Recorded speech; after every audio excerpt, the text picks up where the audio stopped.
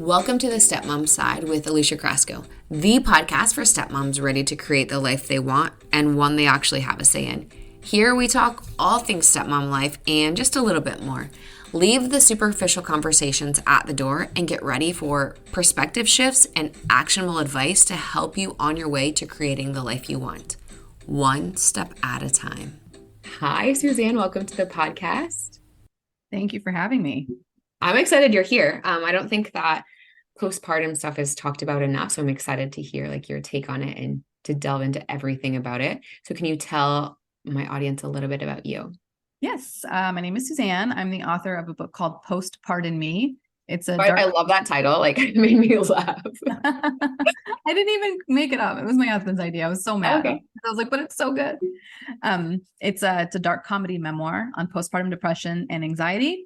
It was written in the form of journal entries in order to help you hear your own thoughts and the thoughts of other women that are struggling and are too afraid or have been shamed or whatever it is to say these thoughts out loud. So I say them for you. Oh, I love it. Okay, so what are some thoughts that you say for us? I don't like my kid. Oh, yeah. He ruined my life. This is a dream, right? And I'm going to wake up. I'm going to wake up. This didn't really happen, right? Are you sure? Please wake me up. Praying Somebody's going to come and get their kid. And just desperate. All of those really crazy, hard regrets. I don't have them now. Spoiler alert. We're good now. But at the time it was like shell shock. Did you know anything about postpartum depression, like when you went into pregnancy, or? No, didn't occur to me. I think I'd like heard the term, but it bared no weight to me at all whatsoever. I just thought, and this is what I always say, correlation is causation. So at the same time that I became a mom was the same time that I experienced depression, but I didn't know I had depression. So I just assumed, oh, these are the feelings you have when you become a mom. God, being a mom sucks. Oh, and that was it. And I just thought, like, this is my lot in life. So first of all, it doesn't make sense to be like, something's wrong if you don't know that something's wrong and you think this is normal, this is to be expected. Everybody talks about how hard it is to be a mom. This must be what they're talking about. Yeah. So what was the light bulb that was like, okay, something really is wrong? Like, what made you think that?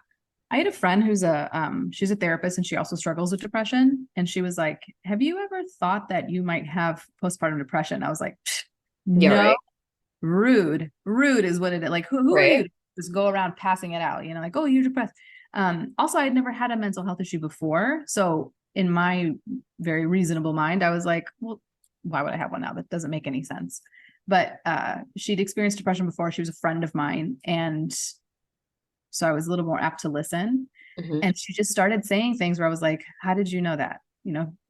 Oh, how do you feel that too? You get really dark and you don't see the light at the end of the tunnel and you just think that this is your whole future and everything's going to be grim for the rest of your life. How did you know that? And she's like, yeah, these are thoughts of depression. This isn't normal. Which really gave me pause. Yeah, that is wild because I think that we're kind of like in denial for a bit. I was never diagnosed with postpartum depression. Like, I probably had it because kind of like you're like, I used to have so much free time. Like, what the hell happened? Like your life is totally turned upside down.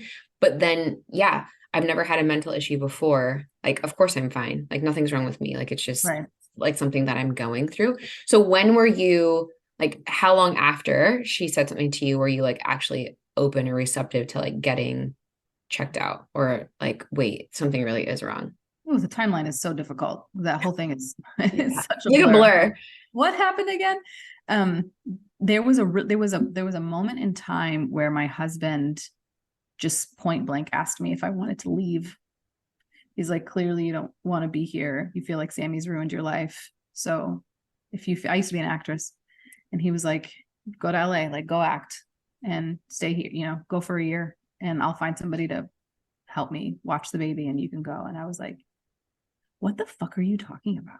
But I had created this sort of like monster of a person.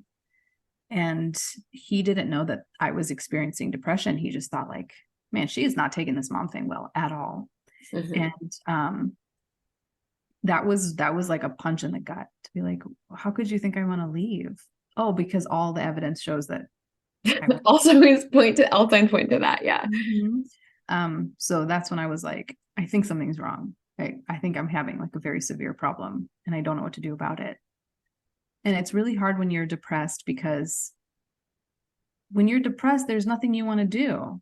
You know, you don't want to get up and do things, but you have to get up to take care of your baby. And you're amazed that you even have the strength to do that. So to do any sort of like coping or self-care or anything like that, it's not that it seemed impossible. It wasn't a thought in my head, you know, like, okay, I'm just struggling with some things. What are some steps I can take to get better? No, that's not what you're thinking. You're just drowning in your grief. You're drowning in your depression. You're drowning in the lies that the depression is telling you. There is no, how do I get out of this? This is why I talk about this stuff, because if I can sort of just plant the seed for you later, if you are experiencing this, you can be like, wait, I'm not supposed to experience this. This isn't normal. This is something I can find a way to get out of. You have to be strong enough to ask for help.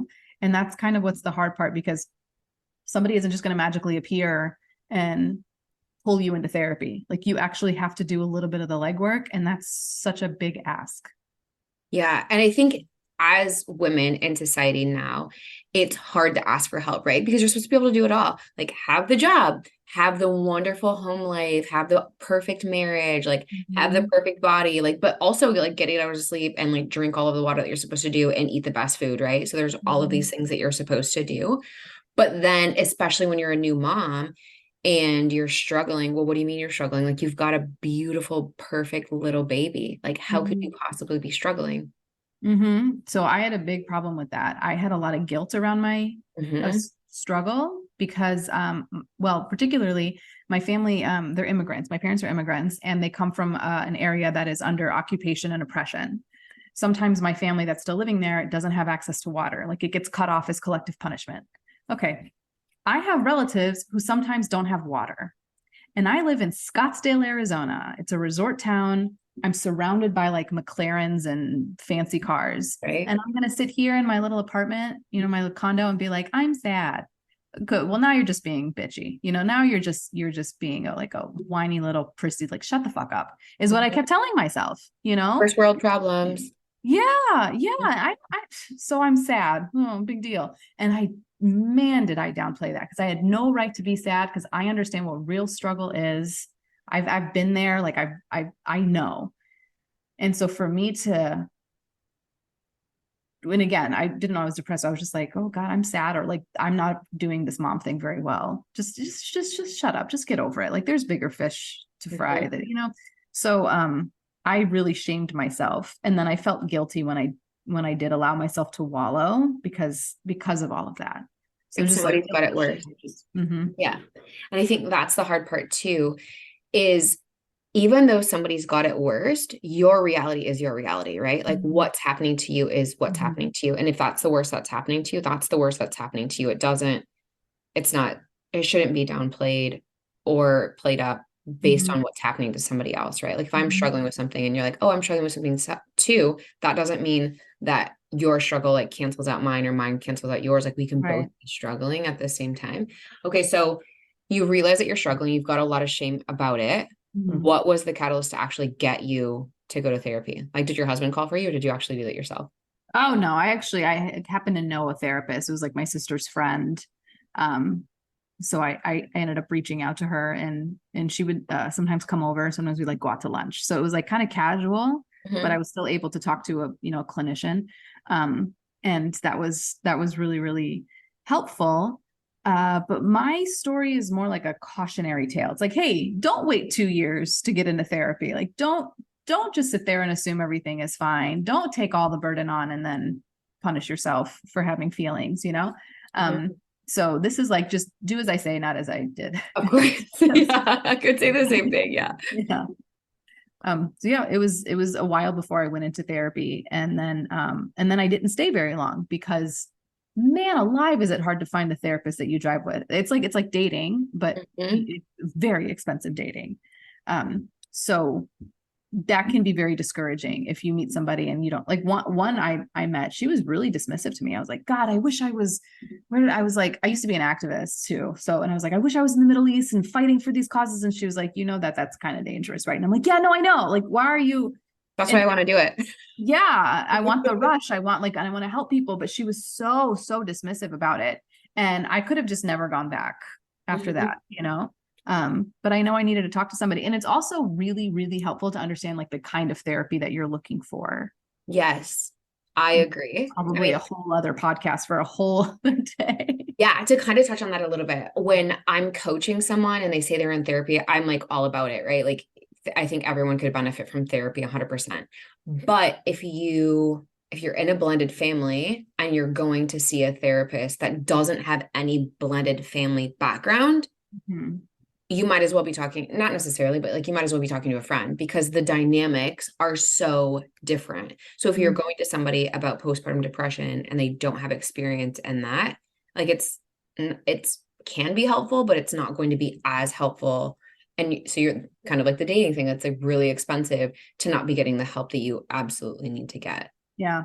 Yeah. And And have- it's hard to know that the therapists are that there's like specialty therapists. Like I know Yeah. that, people know that there's like therapists for addicts. Like Hmm. that's a very like not generic, but like it's in its own little category. Yeah. But there's, like IFS therapy or, just things like that that are like very, very particular, but they're so niche that so many people don't even know that that's a thing. Like, oh, you can reparent your inner child. Like, what is that? Yeah, I just did a podcast about that, but I was talking to a therapist about it, and that is the best. Do you want to talk about that? That's what I'm in right now. I do IFS. I see her tomorrow. So excited. That's my favorite because anything that I talk about where I'm like, I don't know what to do. And it makes it like, it fills me with such dread every time I think about it. And she's like, okay, well, that's a part that's protecting you. So let's talk about like why that's there. And so every single thing that you experience in your life now, you get to be like, well, why is that part allowing you to feel that way? And what is it protecting you from? And can we talk to that part and tell that part like, okay, you were great and I needed you when I was a little, but you can rest now, and like kind of like reparenting all those little like my nickname is Suze, so like all like the little parts of Suze that just didn't get the kind of emotional support that she needed, and it's hard to go in because it's very vulnerable. Right. Yeah. It's weird. It's kind of weird, but it's been my favorite form of therapy so far because it's not just talk therapy. You're also like kind of doing your own work. Like I'm sitting in the office, but then she has me like go in and meditate and like do my own work, which I really, really like. And then you can take that method and do it at home. So even if you don't see your therapist for a few weeks, you can still work on those things, which I really like. Oh my gosh. Yeah, I could like squeeze you. Like I'm so like I love this kind of stuff because fun is like not the right word because it is really hard and it is very vulnerable and it is like you're going back and like reliving certain things or like you're seeing things that you're like, oh, I'd rather not remember that or like have to work through that.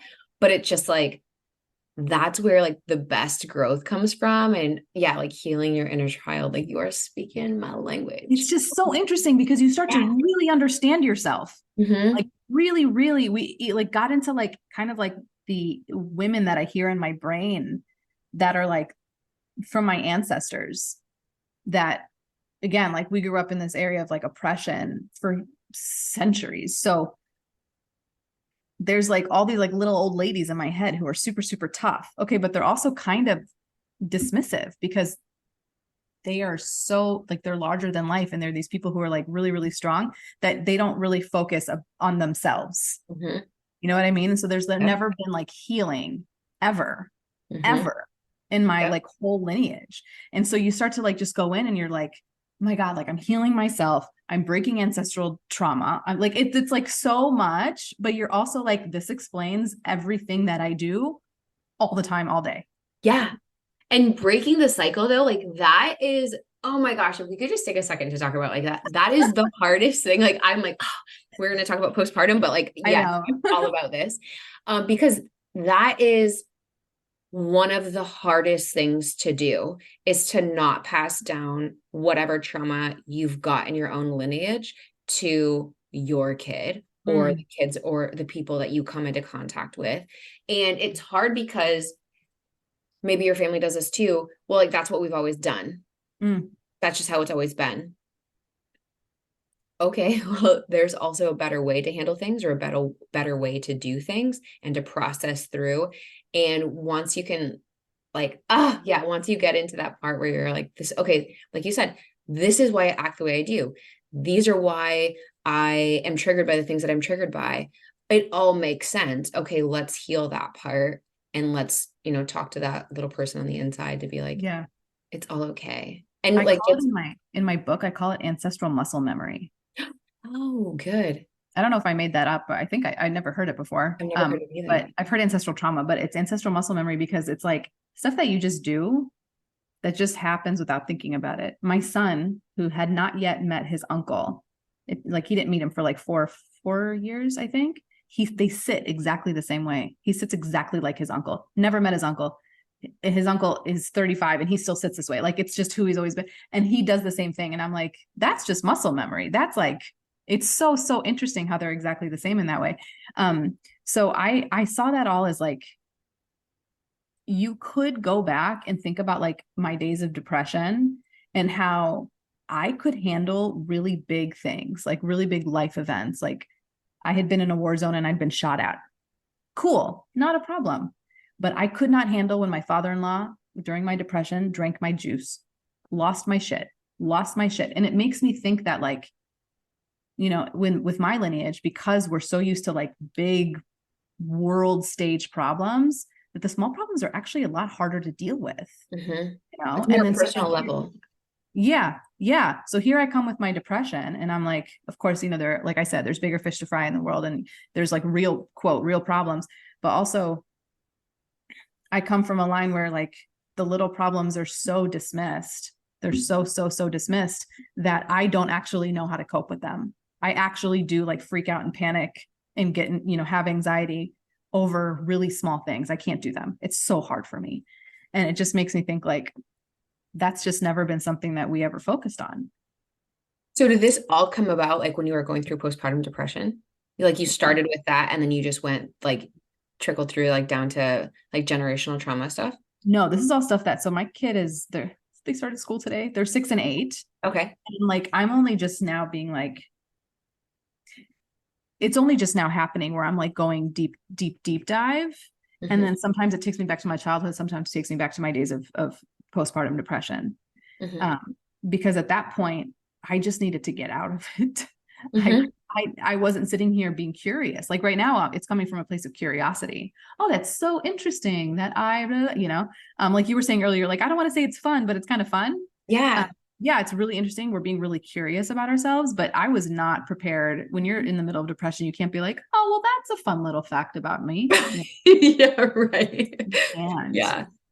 Okay, so the whole thing of like raising kids while you're trying to heal your inner child. Talk to me about that. Like I've got lots of thoughts, but like talk to me about that. It has been so amazing and it's been the biggest gift. And I wish I did it like 5 years earlier because I'm learning like, this once stemmed from like couples therapy where we talked about love languages. And then I was like, do my kids have love languages? What are their love languages? And then I just started watching them. And I was like, God, Ronan needs to hug me all the time. Ronan needs physical touch. Not to say I don't hug Sammy, but Ronan will go out of his way. Like he'll stop what he's doing, come and give me a quick hug, squeeze, and then go back. Like he needs to fill that cup of his. So, I just kind of like started watching and then noticing, okay, if Ronan needs a hug, I need to be quick available. I don't even say like, okay, hold on, just give me 1 second. No, like that's what he needs. And I give him that. So, I started thinking about it from that perspective. And then I realized like, I heard Gabor Mate say this. He was like, if your kid came to you and was like, Mom, I'm sad, or I'm scared, or I'm whatever, you don't go, you're fine. Just go away. You tough it up. Stop crying. Don't do it.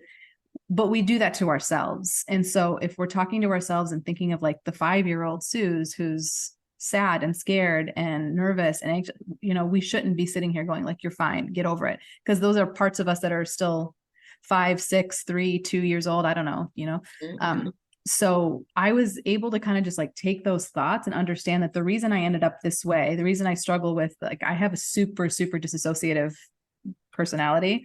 The reason I'm this way is because a lot of my emotional needs were not met.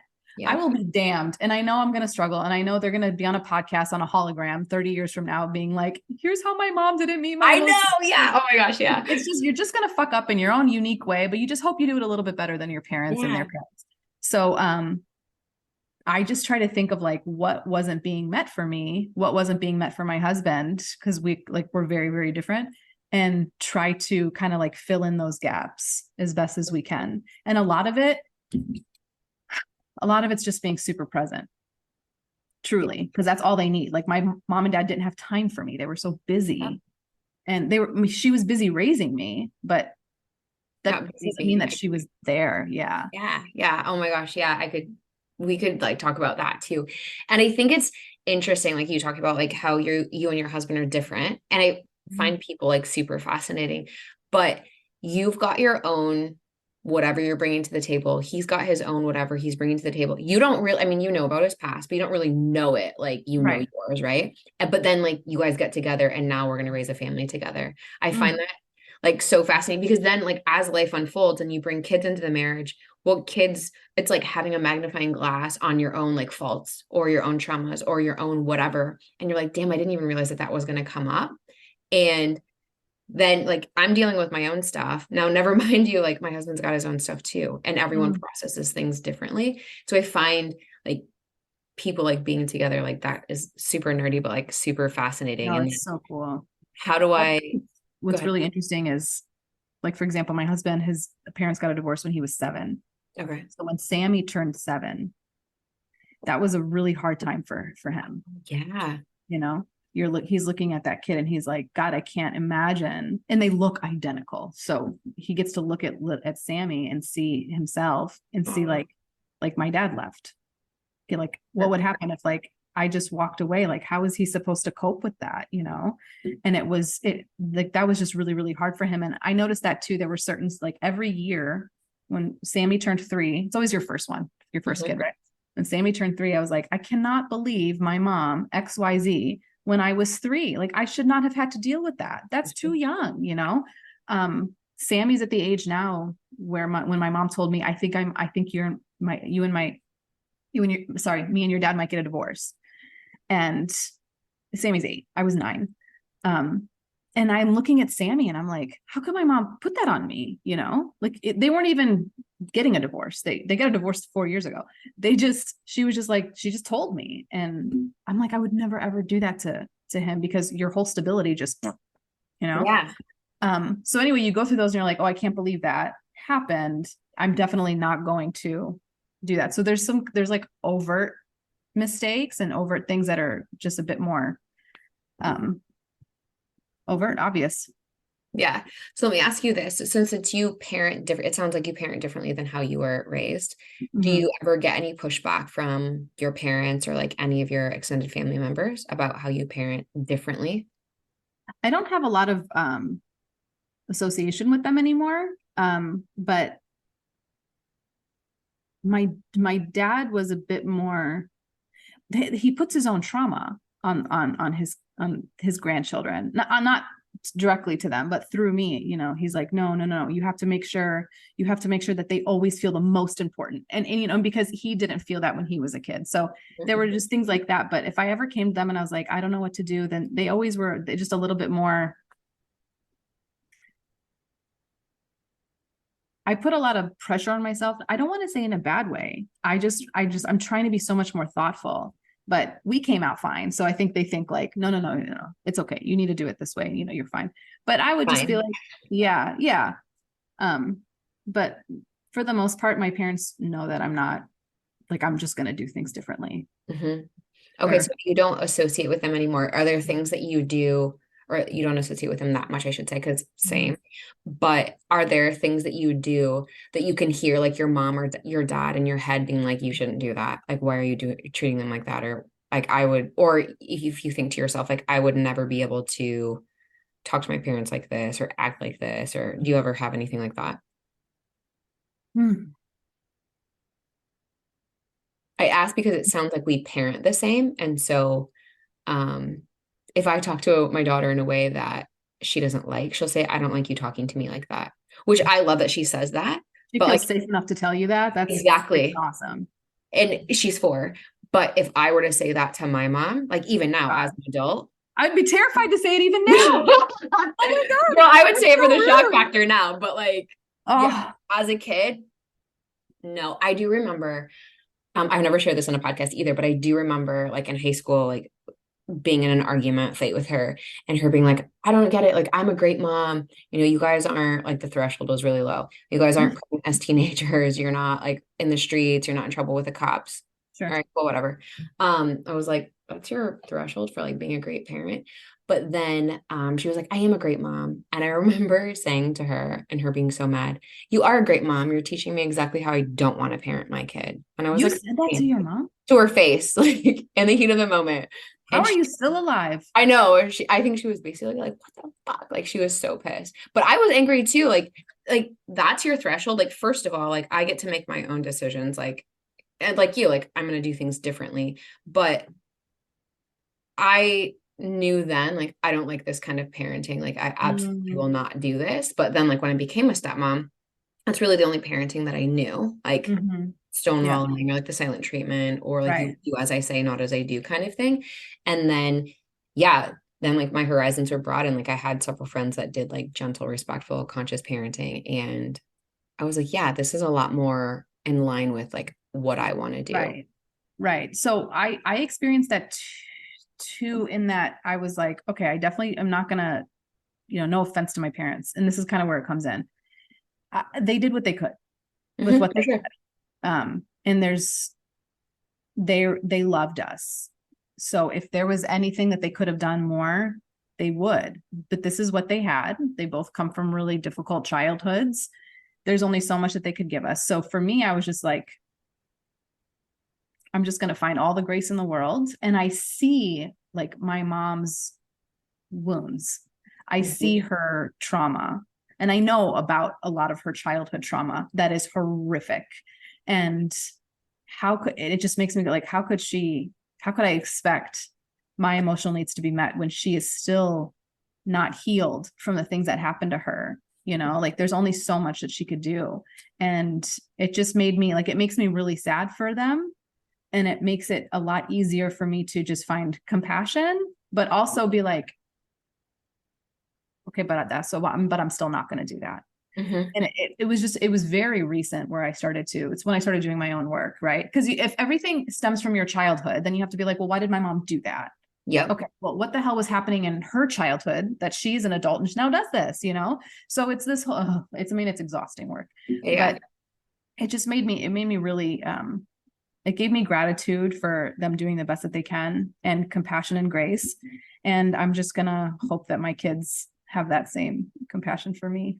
Yeah. And I love that you touch on like seeing their own trauma because I think it's kind of like a weird dynamic to be in when you can look at your parents and say they did the best they could, right? Yeah. Like they only knew what they knew and their childhood obviously affected them and like getting curious about that. But then seeing them as not like an extension of you or like you as an extension of them, but like their own entity and seeing that they like went through whatever. Because I think growing up, you've got like a skewed view of your parents, right? Like you're your parents, like they know everything, they do everything, right? But then like when you become an adult, like you can look back and be like, oh, damn, like they were going through their own stuff. Like, wow. Or, like I feel sad for them. Like I didn't realize that at the time that they had their own things that they were trying to work through or not trying to work through or don't want to work through, right? Because that's the whole other part of it. Like you could keep perpetuating the cycle because you're not willing to break it. Yeah. And that's so hard. And that also gave me, do you know Joe Dispenza? Mm-mm. Oh God, you should look him up. I really love him. He was so I used to be religious and I left the church and like shunned it. Like I went way, way the other way. And I did not believe in spirituality at all, which makes a lot of sense when you leave something religious, like you have to kind of like swing in the opposite direction. And he helped me kind of like come back to spirituality because he explained like mysticism in terms of modern day science. So like things that happen in your head, like when you're meditating or when you can like make things happen by manifesting them, that's actually just that's science. Like we can like put scans on to like actually show that that things are happening and changing in your body. So he helped me kind of like believe in spirituality again, using data, which I just was like, oh, like the nerd in me was like, this is glorious. But he talks about like thoughts and feelings, and how the thought stems the feeling, and then the feeling stems the thought, and you end up in these perpetual cycles. But because they're familiar, and your brain is meant to survive, not thrive. So for example, like my mom, who struggled a lot as a child, that feeling became so familiar to her that even though as much as she wishes that she was healthier and didn't have that, there's a part of her that's like, the unknown is so scary, and actually like venturing out into healing is something that is so unfamiliar. And that feeling that she has now is so comforting to her. And sure, of course, she doesn't realize it. Like, she's not going like, this is my happy place, but it is her comfortable place. Yeah. And this is where she needs to be, because anything else is just too terrifying. So that's like, it's a big ask, to be like, well, just stop doing it. Well, she can't, because her brain is like desperate to just find peace. And this is where her peace is, right? Yeah. It's almost like you're addicted to the chaos. Oh, 100%. Right. And like, I know that sounds crazy, because I know people like that too. Like, they can't just like be, and yeah, you can't just go and be like, hey, Suze, like, get it together. Like, you're good. Like, your life is good. Right. And then if you've got abandonment issues, like you're always thinking like somebody's going to leave or whatever. But yeah, it's interesting how the brain works, and, can't tell you, like, it doesn't know if you're lying to it. So if you're like, I'm safe, I'm good, like, even if you're like in a dangerous situation, like, I'm safe, I'm going to be okay. It's like, okay, yeah, I'm safe. I'm going to be okay. But yeah, I find the brain super fascinating too. Like, I could totally nerd out with you too. Oh my God.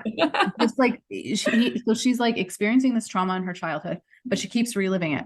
Mm-hmm. Your brain doesn't know the difference between an actual event and an event that you just relive in your head. Yeah. So she has had her brain thinks that the same event has happened to her over and over and over again for her entire life. And her system is like, her nervous system is shot.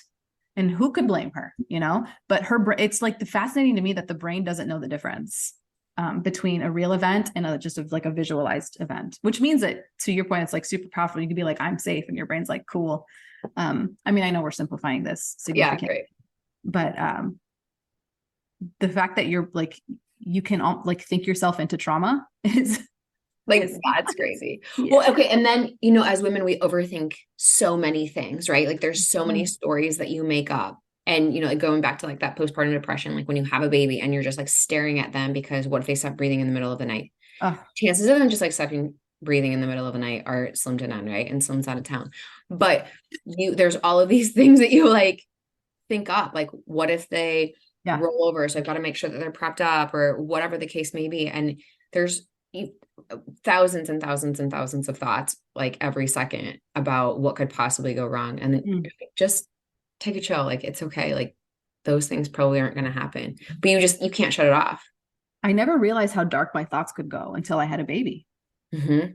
And I started visualizing these really terrible things. I've like visualized him. I'm looking at my stairs. I could visualize holding my child and then throwing him over the stairs. Why would you do that? I would never do that. But I'm sitting here like, even now, my 6-year-old, I held him up the stairs the other day, and I was like, I could just throw him over right now. And then I held on to him tight to make sure that didn't happen. And I'm like, who am I holding him tight from? Myself? It's weird, but I never used to think these things. I never used to think like if I was walking with my niece, before I had kids, that I would just like throw her over. I don't know why our brains, I mean, I know like we have to think the worst case scenario for survival. Like, that's probably what we've been doing for thousands of years, but it's just really weird that some of it doesn't go away. Yeah. Or like when you're talking about like, okay, I'm not going to throw them over. Like, I'm just going to squeeze them. So it's almost like there's different people in your head. You're warring with yourself. Yeah. Right. So when you said that, I'm like, oh my gosh, because I had the same intrusive thoughts, and it doesn't even have to be about my daughter. Like, this is so crazy. I kind of opened up to my husband about it, but like, we've been like having lunch, and, I'll just be watching him like talk or like smiling or laughing or whatever. And then I'm like, in a second, I'm like, he's not going to be here at some point. And I'm like, what is wrong with you? Like, like, come back to like earth. And he's like, what is wrong with you? And I'm like, you don't think these things too? And he's like, well, I guess sometimes I do. But yeah, people just like, that whole thing is like, the brain is fascinating. But when you become a mom and now you've got your heart beating outside of your body and it's like Right. walking around, and especially when they're little kids, right? Because I feel like you are constantly on edge trying to keep Mhm. them from hurting themselves or God forbid killing themselves because they just don't know. Like they have no clue, They're right? little suicide machines for sure. Yeah. Yeah, like for sure. And yeah, I always felt like my daughter was really young. She's like I said, she's only 4, so to a degree, sometimes I feel like this, but not as much. But I'm like, it would be nice to just be able to relax and not have to be like, what is she getting into? And she's always been a like pretty easy kid as far as like she doesn't get into things that she's not supposed to. She listens really well. But still, like there's that she's Mhm. at a daredevil stage now. And we've got, yeah, just girlfriend, like you can break bones. But I haven't, you haven't yet. Right? Like Yeah. you haven't yet. But you have 2 boys, I can only imagine. Yeah, I'm tired all the time. They never stop moving and it's phenomenal. And I never well, I used to be like, stop jumping because it made me anxious, Hmm. but they need to jump. You're never supposed A kid is not supposed to sit down for 8 hours. That's why they go to a Montessori school because I won't put That's my kids another in Montessori podcast. school. Yeah. Because they can't, that's not their job. Their job is to, be outside and move around a lot and be curious and laugh and whatever. So, I'm I just let them jump and it's fine. So it's a lot, but I'm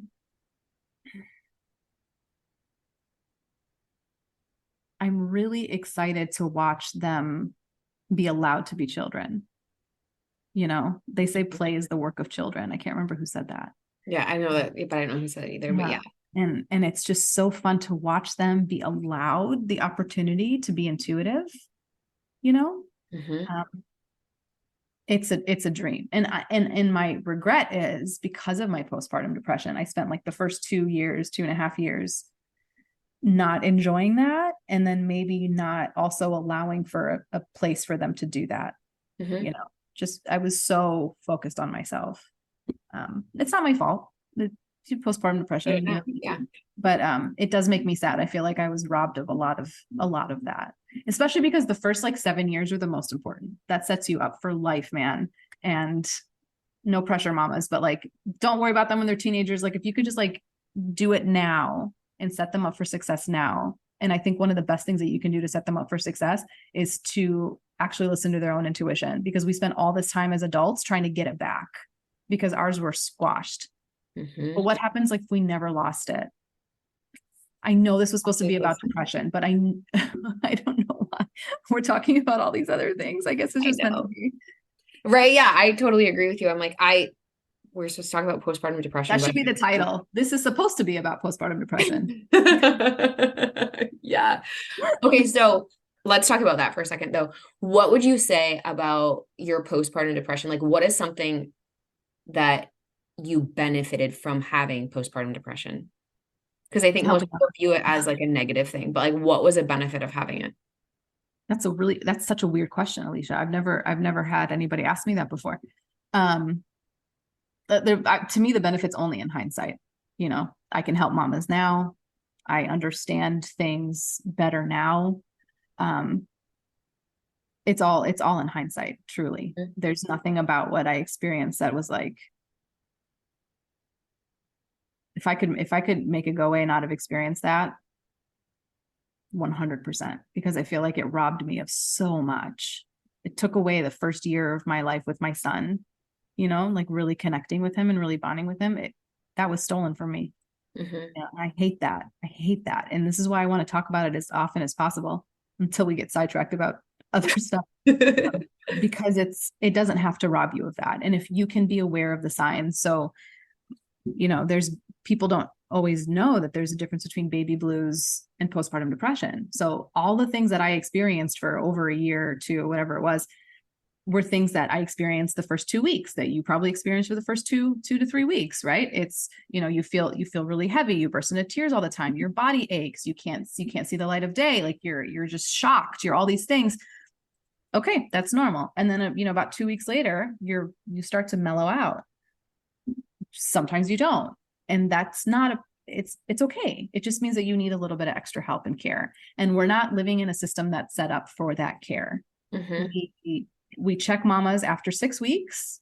and we clear them to have sex because that is our main concern. And then there's a postpartum check with the doctor at the pediatrician where they like assess your mental health on one piece of paper. What if you're having a good day that day? What if you're downplaying your feelings from the day before when you had a complete meltdown?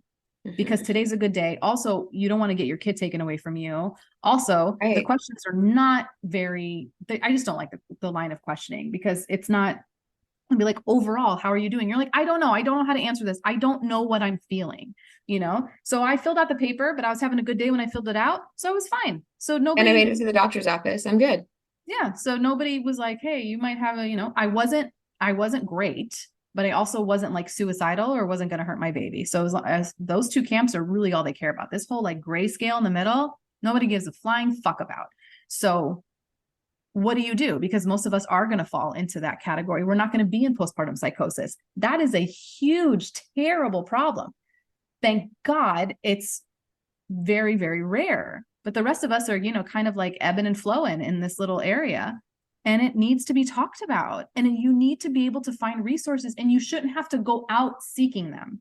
You know, I want to bombard you with resources when you first have a baby.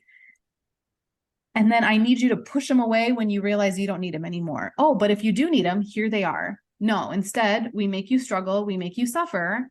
And then you hope to God you find the strength to actually go out and ask for help and then go find that help. That's a lot to ask on a mama. And it's not okay. And we just don't care about postpartum care.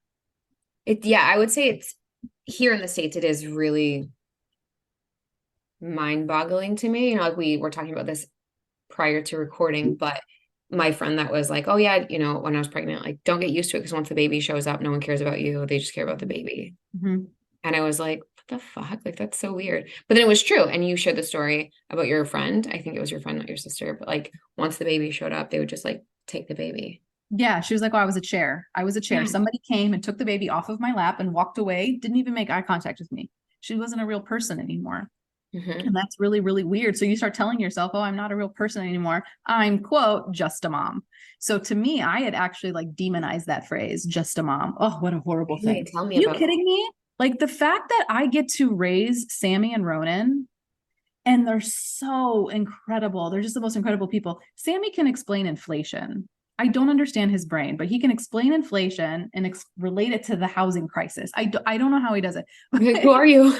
I don't know. I'm like, could you explain it to me? Because I really don't understand inflation. Well, like a 5-year-old. yeah, exactly. Like I'm your little brother. But he can do that. And like, what an honor that I get to take these two children and I get to raise them and make them the best versions of themselves. And we're sitting here going, oh, you're just a mom. Like a neighbor asked me that once when we first moved into this house. He was like, oh, so what do you do? Do you work or are you just a mom? I'm just a mom. Yeah, just a mom. I don't work outside of the house if that's what you're, but like just a mom, like the just man, like, you know, and he's got kids, he's got grandchildren. No, but just a mom. And that's just what we think. And I can't think of a better job than being focused on my kids and raising them to be the most, not just happiest kids, but like really well-adjusted, thoughtful, intuitive children, adults. But if that's just what I do. Oh, that sucks for you. That's all you're doing. I agree with you. Like it's the biggest job. Something I meant to ask, but I totally spaced because we got sidetracked. So you had postpartum depression with your first. Did you have it with your second? Yeah, but it was, I did. The anxiety took center stage. Okay. With my second. I would have like full-blown panic attacks. I'd get like kind of aggressive, not with the kids, but like I'd like punch walls. Like I could not control myself. It was really, really weird. And I noticed I had my last panic attack a couple of months after Sammy started going to school. He had 3 half days and Ronan was still really little. So he would take naps while Sammy was at school. And so I had like 2 hours in the middle of my day and I just got to be me. And by this time I was a little bit more seasoned. I was like 2.5 years into being a mom.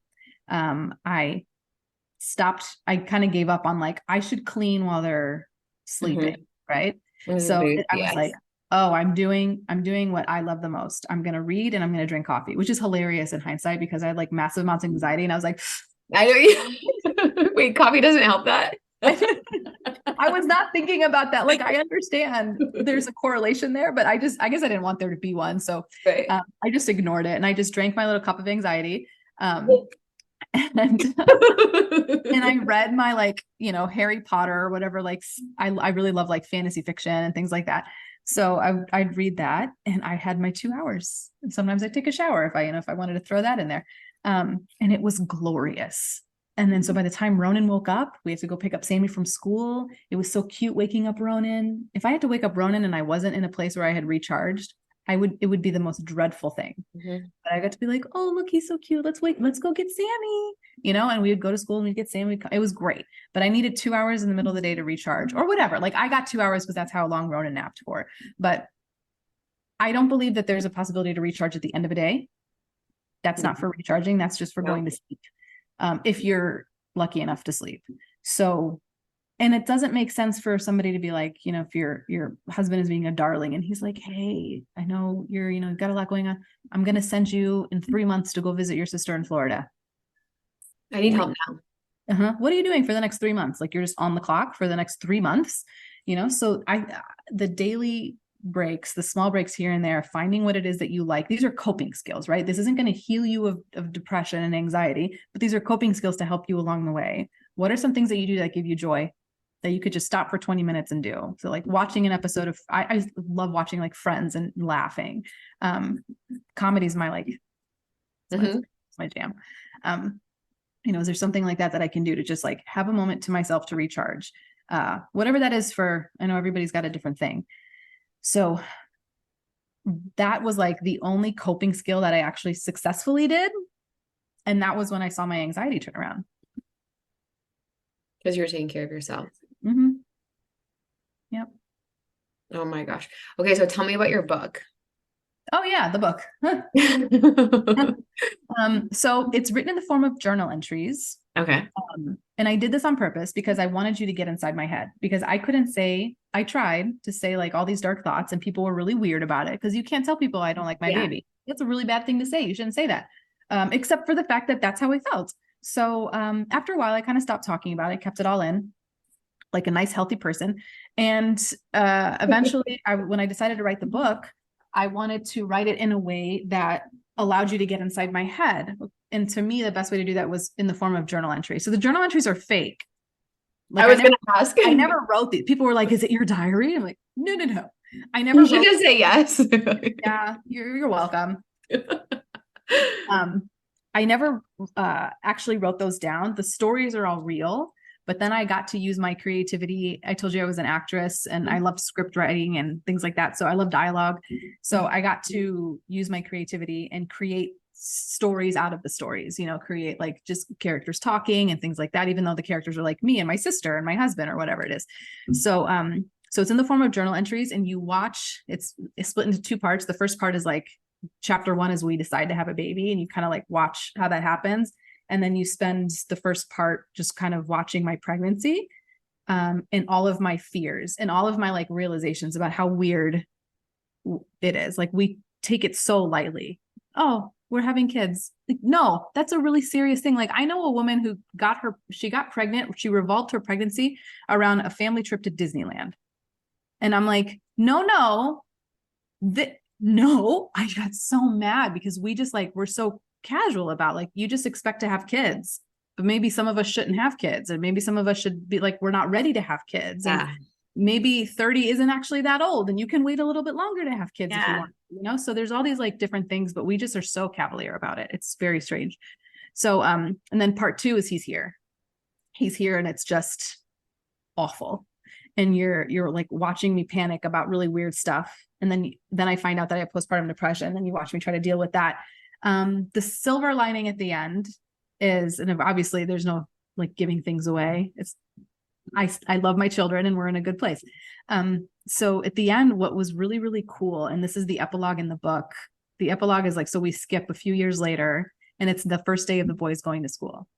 and they go off to school, and we drop them off, me and my husband, and he's like, oh my God, this is your first day in 6 years without the kids. Like, what are you going to do? I'm like, I don't know. I have too much freedom now. Like, this is Right. insane. So, anyway, I was really excited, and we send the boys off to school, and I watch them walk away, and I am not happy about it. I am so devastated that they're leaving me, even for, 7 hours.